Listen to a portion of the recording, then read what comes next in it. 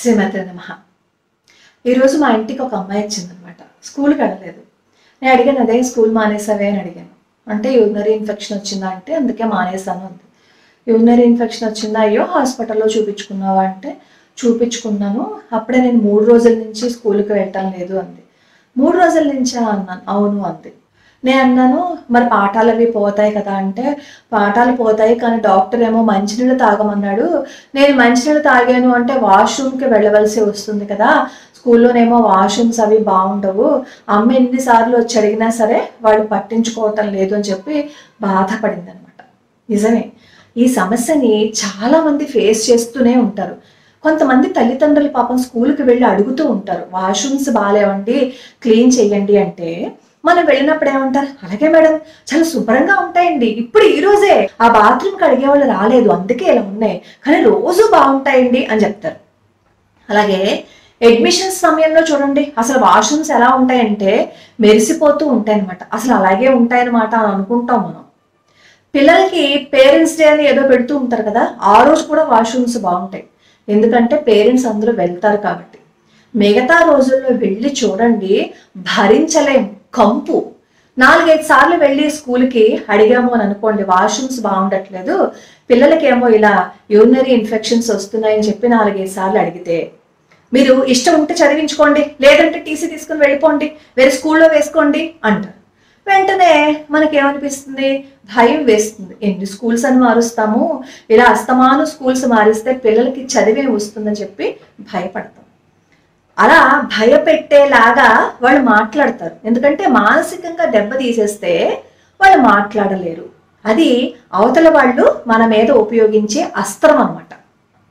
కానీ ప్రశ్నించండి, ప్రశ్నించలేదు అని అనుకోండి, ఈ సమస్య ఎప్పటికీ తీరదు. ఈ యూరినరీ ఇన్ఫెక్షన్ అనేది చాలా పెద్ద సమస్య.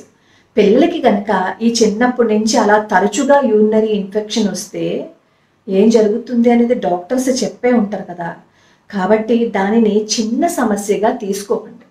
పిల్లలు స్కూల్కి వెళ్ళే పిల్లలు, మా పిల్లలు కూడా ఇదివరకు ఏం చేసేవారు అంటే మంచినీళ్ళు తాగేవారు కాదనమాట. ఆ బాటిల్ ఇంటికి వచ్చేసేది. నేను చూసి అడిగేదాన్ని, అదేంటి తీసుకెళ్ళిన బాటిల్ తీసుకెళ్ళినట్టు వచ్చేసింది, మంచినీళ్ళు తాగలేదా అంటే, అవును అక్కడ వాష్రూమ్స్ బాగుండవు అందుకే మేము మంచినీళ్ళు తాగట్లేదు, అక్కడ వాష్రూమ్కి వెళ్ళాలి అంటే చాలా ఇబ్బంది అని చెప్పారు. అప్పుడు మేము ఏం చేసాము అంటే స్కూల్కి దగ్గరలో ఇల్లు చూసుకోవటం మొదలు పెట్టాం, ఎందుకంటే మధ్యాహ్నం ఇంటికి వస్తారు కాబట్టి కాస్త కొంత మేలు అని చెప్పి. కానీ స్కూల్కి దగ్గరలో ఎంతమందికి ఇల్లు దొరుకుతుంది, దొరకదు కదా. దూరంగా స్కూల్స్లో వేసినప్పుడు ఖచ్చితంగా పిల్లలు ఇవాళ రేపు బస్సులో వెళ్ళవలసిందే. మరి అలా బస్సులో వెళ్తున్నప్పుడు పిల్లలు పొద్దున్న ఎప్పుడో వెళ్ళిపోతారు, సాయంత్రం వరకు వాష్రూమ్కి వెళ్లకుండా అలా యూరిన్ని ఆపేసుకుని మంచినీళ్ళు తాగకుండా ఉంటే వాళ్ళ ఆరోగ్యం ఏమైపోతుంది అనేది ఒక్కసారి తల్లిదండ్రులు గనక ఆలోచించకపోతే తర్వాత మనం బాధపడి ప్రయోజనం లేదు. స్కూల్కి వెళ్ళండి, పిల్లలకి ఈ సమస్య ఉంది అని చెప్పండి, పిల్లలు మంచినీళ్ళు తాగటం లేదు, ఎందుకు అంటే వాష్రూమ్కి వెళ్ళవలసి వస్తుంది, ఒకవేళ వాష్రూమ్కి వెళ్ళాల్సి వస్తే ఆ క్లాస్లో ఉన్న కొంతమంది ఉపాధ్యాయులు ఒక్కొక్కసారి పంపించరు, అప్పుడు చాలా ఇబ్బంది పడిపోతున్నారు, పోనీ అలా వాష్రూమ్కి వెళ్దామా అంటే భరించలేనంత వాసన చండాలంగా ఉంటున్నాయని చెప్పి పిల్లలు గొడవ పెడుతున్నారు అని ఒకసారి స్కూల్కి వెళ్ళి అడగండి. ఒకసారి అడిగామనుకోండి వినరు, ఎందుకంటే వాళ్ళనే మాట ఏంటంటే మీ ఇంట్లో ఉన్న బాత్రూముల్లోకే ఏదైనా ఫంక్షన్ జరిగినప్పుడు వెళ్తే వాసన వచ్చేస్తూ ఉంటుంది, దాన్ని కడగలేరు కదా, ఇంతమంది పిల్లలు ఉన్నారు, మరి ఇంతమంది పిల్లలు ఉన్నప్పుడు మేము మెయింటైన్ చేయటం ఎలాగా అని అడుగుతారు.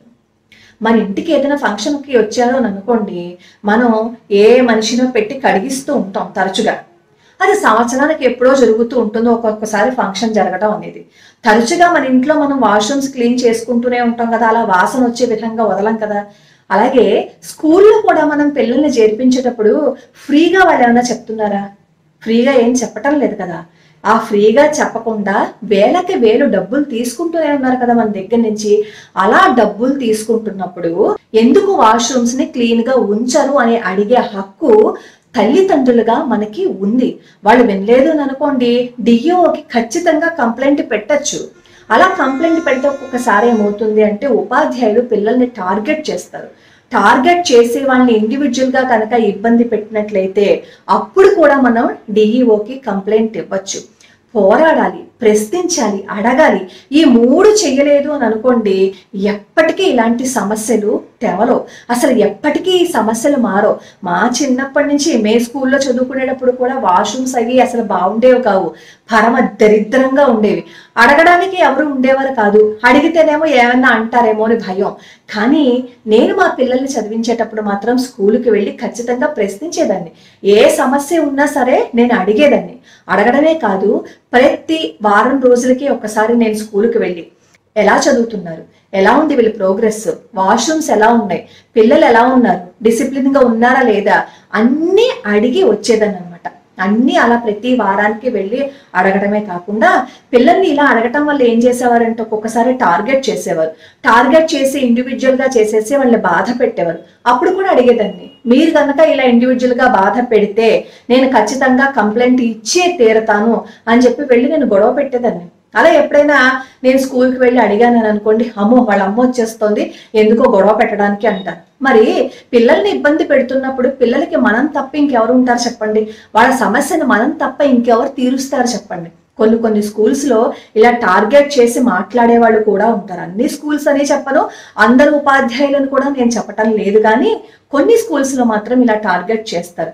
అప్పుడు మనం భయపడకుండా ప్రశ్నించాలి. ముఖ్యంగా ఈ వాష్రూమ్స్ గురించి మాత్రం ప్రశ్నించండి. ఎందుకంటే పాపం మా ఇంటి పక్కన ఒక అమ్మాయి ఉండేది. ఆ అమ్మాయికి నెలసరి వచ్చేటప్పుడు స్కూల్కి వెళ్ళాలి అంటే ఎంత ఇబ్బంది పడిపోయేదో. పాప అమ్మాయికి ఆ సమస్య 6 రోజులు ఉండేది. ఆ అమ్మాయి ఈ నాప్కిన్స్ అవి మార్చుకోవాలి అంటే చాలా ఇబ్బంది పడిపోయేది. పొద్దున్న 7ంటికి వెళ్తే సాయంత్రం 7ంటికి వచ్చేది.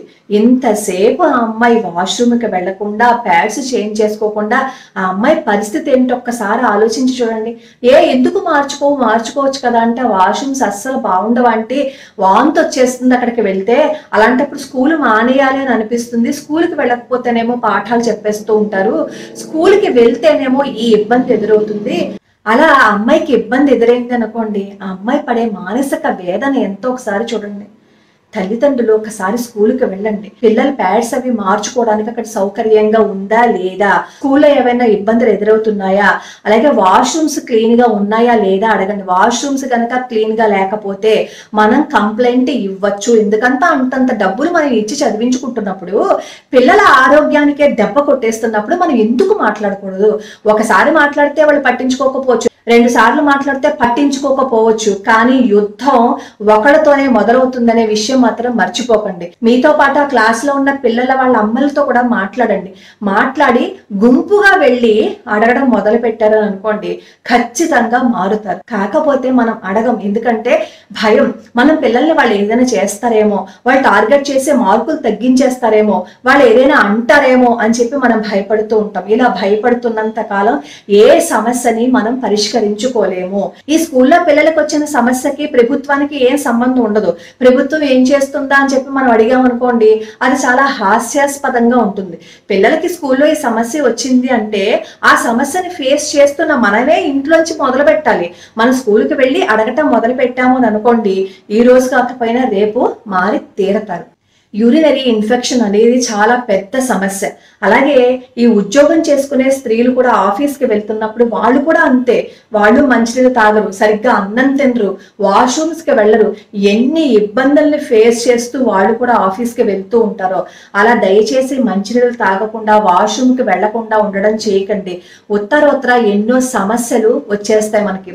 ఆఫీస్లో పనిచేసే ఆడవాళ్ళు అక్కడ ఏమైనా వాష్రూమ్స్ బాగాలేదు అని అనుకోండి, పర్వాలేదులే ఈ పూటకి వెళ్ళి చేద్దామని అనుకోకుండా, అక్కడ సహాయం చేసే వాళ్ళు ఎవరో ఉంటారు కదా, వాళ్ళకి డబ్బులు ఇచ్చి ఆ వాష్రూమ్ ని క్లీన్ చేయించుకుని అప్పుడు వెళ్ళడం నేర్చుకోండి. ఎందుకంటే రేపన్న రోజు మన ఆరోగ్యానికి దెబ్బ వచ్చేస్తే ఎవరు ఏం చేయలేరు, మనకి ఎవరు వచ్చి సహాయం చేయరు. మనకి ఏదొచ్చినా మనమే బాధపడాలి, మనమే అన్నింటినీ ఫేస్ చేయాలి. మనం ఒక రోజు మనసు మీద పడుకుంటే మనకి ఎవరు వచ్చి చెయ్యరు. కాబట్టి ఆఫీస్లో పనిచేసే వాళ్ళు మంచి నీళ్లు తాగండి. ఆఫీస్లో వాష్రూమ్స్ బాగుండకపోతే ఆ వాష్రూమ్లోకి అలా వెళ్ళిపోకుండా కాస్త క్లీన్ చేయించుకొని లోపలికి వెళ్ళండి. లేదు అంటే ఆ వచ్చే యూరినరీ ఇన్ఫెక్షన్ ఏదైతే ఉందో అది కొన్ని సంవత్సరాల పాటు వదలదు. ఆ ఆఫీస్లో ఉన్న వాళ్ళందరూ కొంచెం అమౌంట్ ని వేసుకుని ఆ కడగే వాళ్ళకి ఇచ్చావు అనుకోండి, వాళ్ళు కొంచెం శ్రద్ధ పెట్టి కడుగుతారు. కొంచెం ఆలోచించండి. ఉద్యోగం చేసుకుంటున్నాం కదా, ఇంత కష్టపడి సంపాదించుకుంటున్నాం కదా, మళ్ళీ అక్కడిచ్చి ఆ వాష్రూమ్స్ అన్ని క్లీన్ చేయించుకోవాలా? ఇలా ఆలోచిస్తే ఆరోగ్యం దెబ్బతినేస్తుంది. పిల్లల విషయంలో కూడా తల్లిదండ్రులు అశ్రద్ధ చూపించకండి. యూరినరీ ఇన్ఫెక్షన్ అనేది చాలా పెద్ద సమస్య. ఆ తర్వాత ఆడపిల్లలకు వచ్చే సమస్యల నుంచి మనం బయటపడలేము. కాబట్టి ప్రశ్నించండి.